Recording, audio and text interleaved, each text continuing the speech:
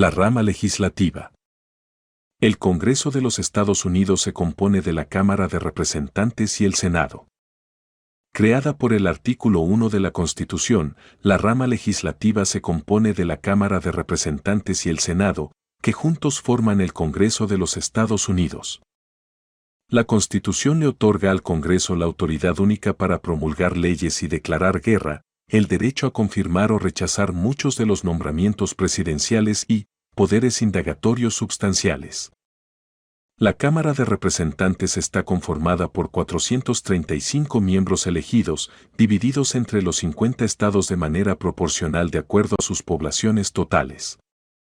Adicionalmente, hay 6 miembros sin voto que representan el Distrito de Columbia, el Estado Libre Asociado de Puerto Rico y otros 4 territorios de los Estados Unidos, Samoa Americana, Guam, las Islas Vírgenes de los Estados Unidos y la Mancomunidad de las Islas Marianas del Norte.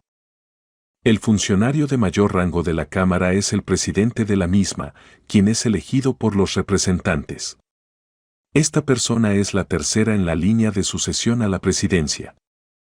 Los miembros de la Cámara son elegidos cada 2 años y deben tener 25 o más años, ser ciudadanos estadounidenses por lo menos por 7 años y ser residentes del Estado, aunque no necesariamente del distrito, que representan.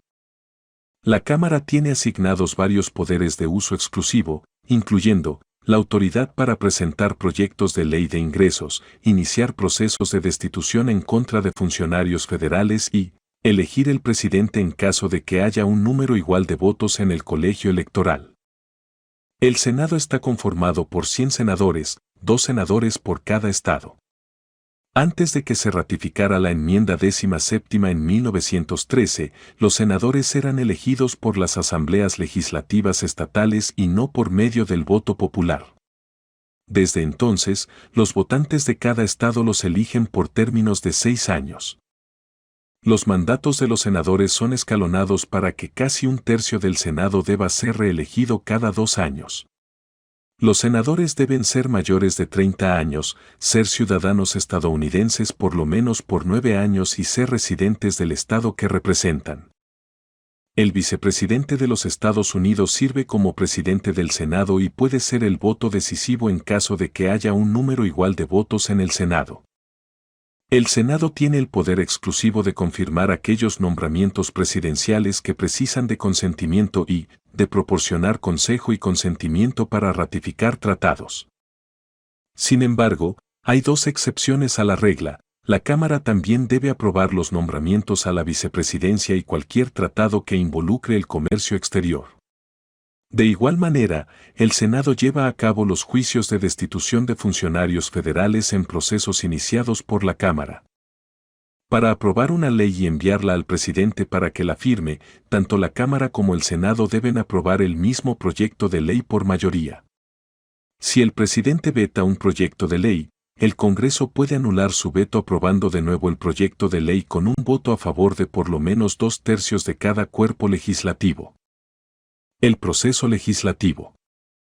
El primer paso del proceso legislativo es la presentación de un proyecto de ley en el Congreso. Cualquiera puede escribir el proyecto de ley, pero solo los miembros del Congreso pueden presentarlo. Tradicionalmente, algunos proyectos de ley importantes son presentados a solicitud del presidente, como por ejemplo, el presupuesto federal anual. Sin embargo, durante el proceso legislativo, el proyecto de ley inicial puede sufrir cambios drásticos. Después de ser presentado, el proyecto de ley pasa al comité apropiado para su revisión. Hay 17 comités en el Senado con 70 subcomités y 23 comités en la Cámara con 104 subcomités. Los comités no son intransmutables. Estos pueden cambiar en número y forma con cada nuevo Congreso, según sea necesario, para que la legislación sea considerada de manera eficiente. Cada comité está a cargo de un área política específica y los subcomités se encargan de áreas políticas más especializadas. Por ejemplo, el Comité de Medios y Arbitrios de la Cámara incluye, entre otros, los subcomités del Seguro Social y de Comercio. En primera instancia, el proyecto de ley pasa a consideración de un subcomité, donde puede ser aceptado, modificado o rechazado completamente. Si los miembros del subcomité deciden que el proyecto puede avanzar, se presenta ante el pleno del comité, donde el proceso se repite. Durante esta etapa del proceso, los comités y subcomités llevan a cabo audiencias para evaluar los méritos y defectos del proyecto de ley. Los miembros invitan a expertos, partidarios y opositores a presentarse ante el comité y dar su testimonio y, se pueden emitir órdenes de comparecencia, subpoena en inglés, si es necesario. Si el pleno del comité vota para aprobar el proyecto de ley, este se presenta ante la Cámara o el Senado y los líderes del partido mayoritario deciden cuándo agregar el proyecto de ley al calendario para su consideración. Si el proyecto de ley es de carácter urgente, puede pasar a consideración inmediatamente. Otros pueden esperar por meses o nunca llegan al calendario. Cuando el proyecto de ley pasa a consideración, la Cámara de Representantes sigue un proceso bastante estructurado para debatirlo. Cada miembro que desee hablar solo tiene unos cuantos minutos y el número y la clase de enmiendas que pueden hacerse son generalmente limitadas. En el Senado, el debate para la mayoría de proyectos de ley no tiene límite, los senadores pueden hablar de temas distintos al proyecto bajo consideración durante sus discursos y se puede presentar cualquier modificación. Los senadores pueden usar esto para obstruir los proyectos bajo consideración, táctica por medio de la cual un senador obstruye el voto sobre un proyecto, filibusterismo, y por extensión su aprobación, al rehusarse a ceder la palabra. Una supermayoría, o mayoría calificada, de al menos 60 senadores puede detener la táctica dilatoria, filibusterismo, invocando la figura de cloture, cierre de debate, sobre el proyecto de ley, forzando al proceso de voto. Una vez concluye el debate, los votos de una mayoría simple son suficientes para aprobar la ley. Un proyecto de ley debe ser aprobado por ambas cámaras del Congreso antes de llegar a consideración del presidente. Aunque la Constitución exige que los dos proyectos de ley, provenientes de la Cámara y del Senado, sean iguales palabra por palabra, en la práctica esto casi nunca ocurre. Para alinear ambos proyectos, se convoca un comité mixto, Conference Committee, compuesto de miembros de ambas cámaras. Los miembros del comité producen un informe de la sesión mixta con la intención de que sea la versión final del proyecto de ley. Tanto la Cámara como el Senado votan de nuevo para aprobar el informe del comité mixto. Dependiendo de dónde se originó el proyecto de ley, el secretario de la Cámara o el del Senado prepara el documento con el texto final y lo presenta al presidente de la Cámara y al presidente del Senado para su firma. Seguidamente, el proyecto de ley se envía al presidente. Al recibir un proyecto de ley del Congreso, el presidente tiene varias opciones. Si el presidente concuerda considerablemente con el documento, puede firmarlo y hacerlo ley y, la legislación entonces se publica en el Registro Oficial de Leyes del Congreso, Statutes at Large. Si el presidente considera que la ley es una mala política, puede vetarla y enviarla de regreso al Congreso. El Congreso puede anular el veto presidencial con un voto a favor de 2/3 de cada Cámara, punto en el cual el proyecto se convierte en ley y se publica. Hay otras dos opciones que el presidente puede ejercer. Si el Congreso está en sesión y el presidente no toma ninguna acción dentro de un plazo de 10 días, el proyecto se convierte en ley.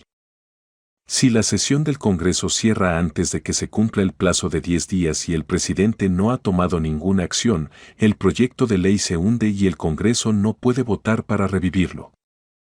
A esto se le llama el veto de bolsillo, o pocket veto en inglés, y si el Congreso aún desea aprobar la legislación, debe reiniciar el proceso entero desde el principio. Poderes del Congreso. El Congreso, como una de las 3 ramas igualitarias del gobierno, tiene poderes significativos otorgados por la Constitución.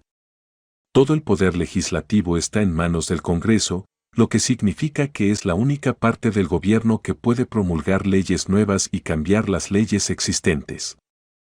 Las agencias de la rama ejecutiva expiden normas o regulaciones con fuerza de ley, pero éstas están bajo la autoridad de las leyes promulgadas por el Congreso. El presidente puede vetar leyes aprobadas por el Congreso, pero el Congreso también puede anular el veto presidencial con el voto de 2/3 tanto del Senado como de la Cámara de Representantes. El artículo 1 de la Constitución enumera los poderes del Congreso y las áreas específicas en las cuales puede legislar. El Congreso también tiene el poder de promulgar leyes que se consideran necesarias y apropiadas para la ejecución de los poderes dados a cualquier parte del gobierno bajo la Constitución. Parte del ejercicio de la autoridad legislativa del Congreso es la creación de un presupuesto anual para el gobierno.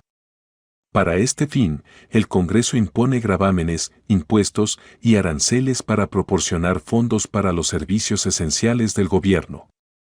Si no se puede recaudar suficiente dinero para financiar al gobierno, el Congreso también puede autorizar el préstamo de fondos para cubrir la diferencia. El Congreso también puede ordenar gastos específicos, los gastos dirigidos por la legislatura, conocidos comúnmente en inglés como earmarks, destinan fondos a proyectos específicos, en lugar de destinarlos a agencias gubernamentales. Ambas cámaras del Congreso tienen amplios poderes indagatorios y pueden emitir órdenes para la presentación de evidencia o testimonio sobre cualquier asunto que consideren necesario. Los miembros del Congreso pasan bastante tiempo en audiencias e indagaciones en comités. Negarse a cooperar con una orden del Congreso para comparecer puede resultar en cargos de desacato al Congreso, lo que puede terminar en encarcelamiento. El Senado mantiene algunos poderes para sí, da consentimiento para la ratificación de tratados a través del voto de mayoría de 2/3, supermayoría, y confirma los nombramientos del presidente por medio del voto mayoritario. También es necesario el consentimiento de la Cámara de Representantes para la ratificación de tratados de comercio y la confirmación del vicepresidente. El Congreso también ejerce el poder único de declarar guerra. Vigilancia gubernamental. La vigilancia de la rama ejecutiva es un control importante del Congreso sobre el poder del presidente y un contrapeso a su discreción para implementar leyes y crear normas o regulaciones. Una manera principal en la que el Congreso lleva a cabo esta vigilancia es por medio de audiencias. Tanto el Comité de la Cámara sobre Vigilancia y Reforma Gubernamental como el Comité del Senado sobre Seguridad Nacional y Asuntos Gubernamentales están dedicados a vigilar y reformar las operaciones del gobierno y cada comité desempeña su tarea de vigilancia en su área política. El Congreso también mantiene una organización investigativa, la Oficina de Responsabilidad Gubernamental, Government Accountability Office o GAO, por sus siglas en inglés. Fundada en 1921 como la Oficina de Contabilidad General, su misión original era llevar a cabo la auditoría de los presupuestos y los estados financieros enviados al Congreso de parte de la Oficina del Secretario del Tesoro y del Director de la Oficina de Administración y Presupuesto. Hoy en día, la GAO lleva a cabo auditorías y genera informes sobre cada aspecto del gobierno, garantizando que el dinero de los contribuyentes se gaste con la efectividad y la eficiencia que merece el pueblo estadounidense. La rama ejecutiva también se vigila a sí misma. Existen 64 inspectores generales, cada uno responsable por una agencia diferente, que con regularidad llevan a cabo auditorías y producen informes sobre las agencias a las cuales han sido asignados. Muchas gracias por tu visita. Por favor suscríbete a nuestro canal, Balanza Legal, comenta, comparte y dale like.